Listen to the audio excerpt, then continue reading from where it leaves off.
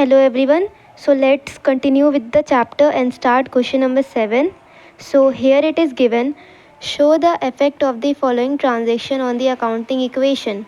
The first transaction is started business with cash 50,000, salaries paid 2,000, wages outstanding 200, interest due but not paid 100, and rent paid in advance 150.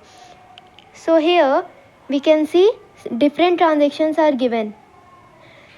First of all 50,000 cash दिया गया है हमें, salary हम लोग 2,000 का पे किए, वेजेस आउटस्टैंडिंग है, मतलब कि वेजेस हम लोग का ड्यू हो चुका है लेकिन हम लोग उसको पेड नहीं किए, उसको हम लोग को पे करना है 200 रुपीज़. इसका अलग इफेक्ट होता है अकाउंटिंग इक्वेशन में, जो कि हम लोग देखेंगे. Interest due but not paid, interest due हो गया है बट हम लोग उसको पे नहीं किए 100 रुपीज़ का. रेंट पेड इन एडवांस, और रेंट हम लोग एडवांस में पे कर दिए है, प्रीपेड रेंट हम लोग कर दिए हैं 150 रुपीज़ का. सो इसका इफेक्ट भी हम लोग अकाउंटिंग इक्वेशन में देखेंगे. सो चलिए इसका आंसर देख लेते हैं. हियर ऑल्सो सबसे पहले हम लोग को कॉलम बनाना है, asset is equal to liabilities plus capital formula लिखना है एंड फर्स्ट ट्रांजेक्शन के साथ स्टार्ट करना है. सबसे पहला ट्रांजेक्शन था स्टार्टेड बिजनेस विथ कैश 50,000.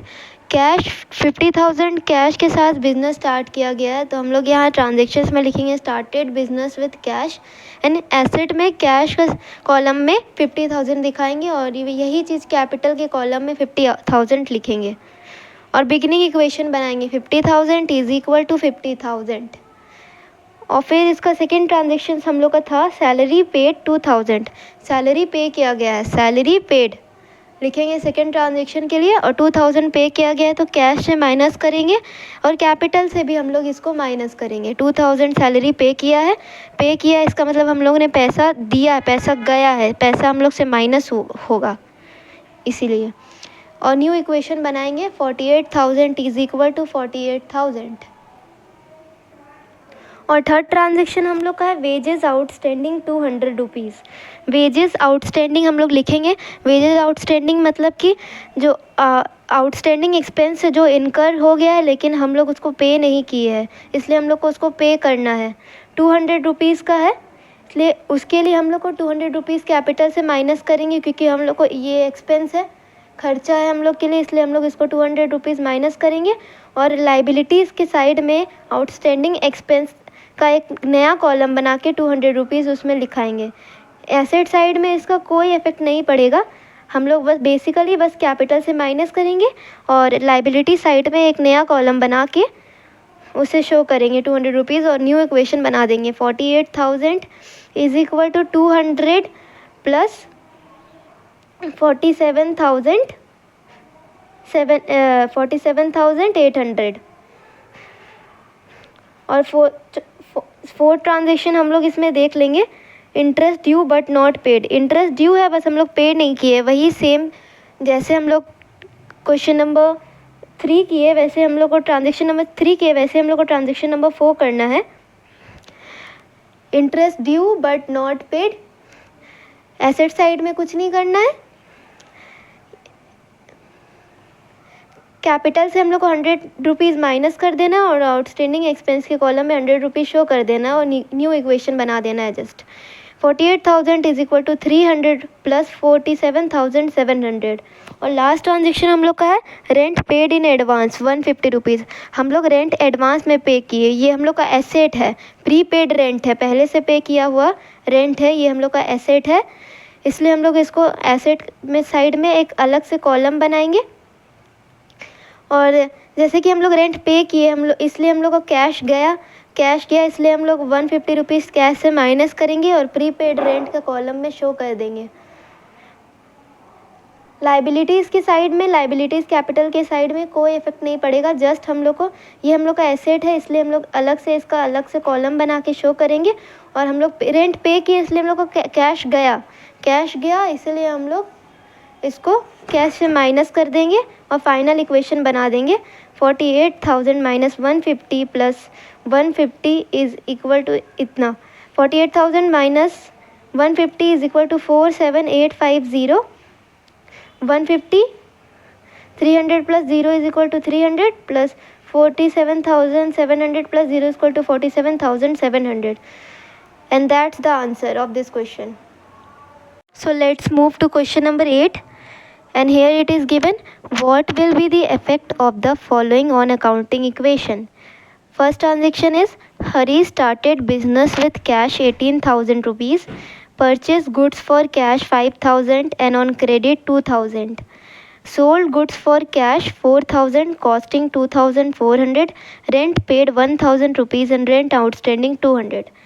सबसे पहला हम लोग को दिया है, कैश दिया हम लोग का 18,000 रुपीज़। 18,000 रुपीज़ से हरीश जो है बिज़नेस स्टार्ट करता है और गुड्स परचेस करता है कैश में और क्रेडिट में।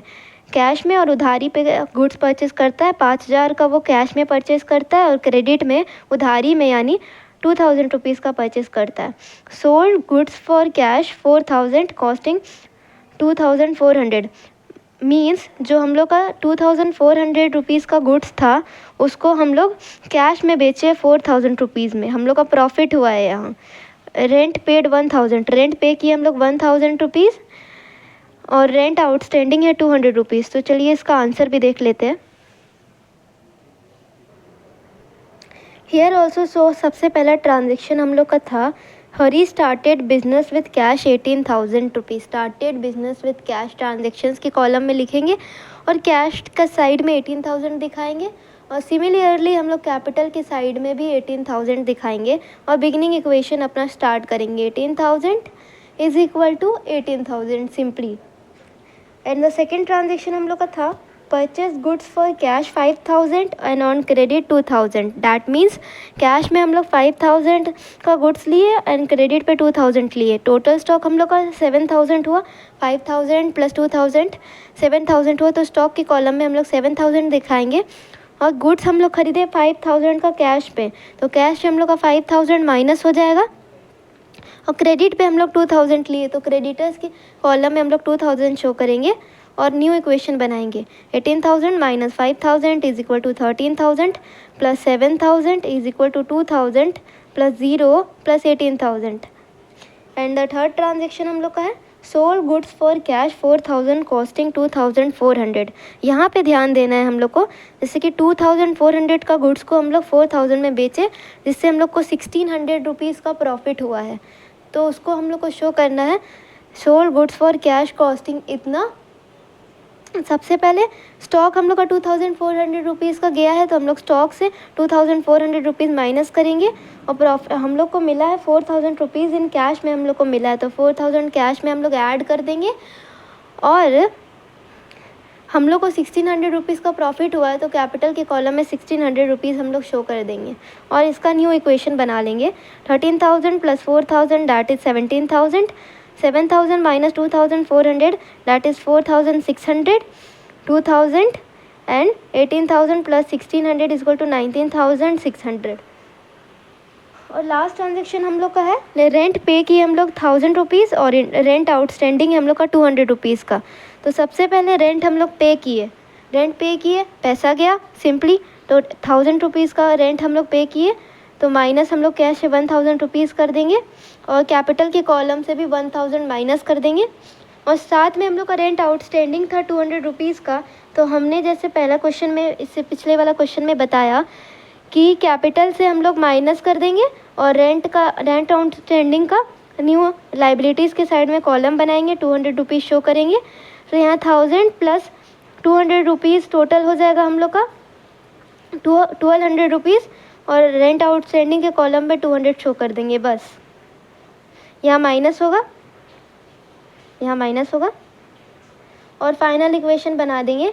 17,000 माइनस 1,000 16,000, 4,600, 2,200 और 18,400। यहाँ कुछ नहीं करना है, बस फर्स्ट हम लोग को दिया रेंट पे किए 1,000 रुपीज़ का, तो 1,000 रुपीज़ कैश से माइनस, 1,000 रुपीज़ कैपिटल से माइनस। उसके बाद रेंट आउटस्टैंडिंग था 200 रुपीज़ का, तो 200 रुपीज़ कैपिटल से माइनस, तो 1,000 और 200 मिला के हम लोग का टोटल 1,200 रुपीज़ हम लोग को माइनस करना पड़ा और रेंट आउटस्टैंडिंग हम 200 रुपीज़ यहाँ शो किए और कैश से यहाँ माइनस किए। That's it and the answer is completed here. Equation is balanced. So let's move to question number 9. Use accounting equation to show the effect of the following transaction of Miss Royal Traders. सबसे पहला transaction हम लोग को given है, started business with cash 1,20,000. Cash हम लोग को given है 1,20,000. Purchase goods for cash, goods purchase किया कैश में, कैश परचेज है 10,000 रुपीज़ का.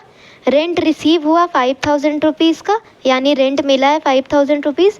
सैलरी आउटस्टैंडिंग यानी सैलरी ड्यू है बट हम लोग पे नहीं किए हैं 2,000 रुपीज़ का. Sold goods for cash costing 5,000 for 7,000 rupees.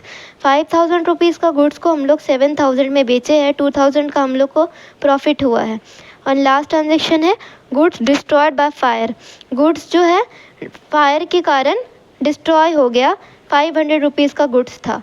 इसका इफेक्ट हम लोग को अकाउंटिंग इक्वेशन में शो करना है, तो इसका आंसर भी हम लोग देख लेते हैं. हियर ऑल्सो पहला ट्रांजेक्शन हम लोग का था स्टार्टेड बिजनेस विथ कैश 1,20,000. सो हम लोग ट्रांजेक्शन्स के कॉलम में लिखेंगे स्टार्टेड बिजनेस विथ कैश, और कैश के कॉलम में 1,20,000 रुपीज़ लिखेंगे एंड कैपिटल के कॉलम में 1,20,000 रुपीज़ लिखेंगे और बिगिनिंग इक्वेशन बनाएंगे. 1,20,000 is equal to 1,20,000. Second transaction हम लोग का था purchase goods for cash 10,000 rupees. Goods purchase किए हम लोग 10,000 रुपीज़ का, कैश परचेज था इसलिए हम लोग कैश से 10,000 रुपीज़ माइनस करेंगे और स्टॉक में 10,000 रुपीज़ दिखाएंगे और इसका न्यू इक्वेशन बना देंगे. 1,20,000 minus 10,000 is equal to 1,10,000 plus 10,000 is equal to 1,20,000. दोनों साइड बैलेंस हो रहा है, इसका मतलब हम लोग सही बना रहे हैं. थर्ड है हम लोग का रेंट रिसीव्ड 5,000 रुपीज़. रेंट हम लोग रिसीव किए 5,000 रुपीज़. रेंट हम लोग रिसीव किया मतलब रेंट हम लोग को मिला, इसलिए 5,000 हम लोग को कैश में इंक्रीज़ कर देंगे और कैपिटल में भी हम लोग रेंट 5,000 रुपीज़ प्लस कर देंगे. न्यू इक्वेशन बनाएंगे 1,10,000 plus 5,000 that is 1,15,000 plus 10,000 plus is equal to 1,25,000. और हम लोग का नेक्स्ट ट्रांजेक्शन है सैलरी आउटस्टैंडिंग है 2,000 रुपीज़ का. सो इसका हम लोग दिखाएंगे कैपिटल से 2,000 रुपीज़ माइनस कर देंगे, कैपिटल से 2,000 रुपीज़ माइनस कर देंगे और आउटस्टैंडिंग एक्सपेंस का लाइबिलिटीज़ की तरफ में एक कॉलम बना के 2,000 रुपीज़ शो कर देंगे.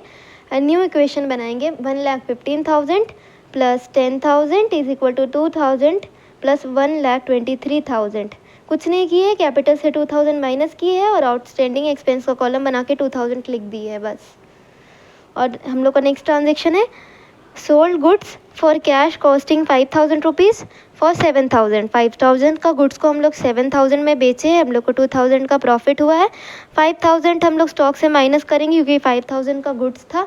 7,000 हम लोग कैश में सोल्ड गुड फॉर कैश है, कैश लिखा है मतलब कैश हम लोग को 7,000 मिला है तो हम लोग कैश में 7,000 दिखाएंगे और 2,000 का हम लोग प्रॉफिट कैपिटल साइड में 2,000 ऐड कर देंगे और फाइनल न्यू इक्वेशन बनाएंगे 1,15,000 प्लस 70,000 दैट इज़ 1,22,000.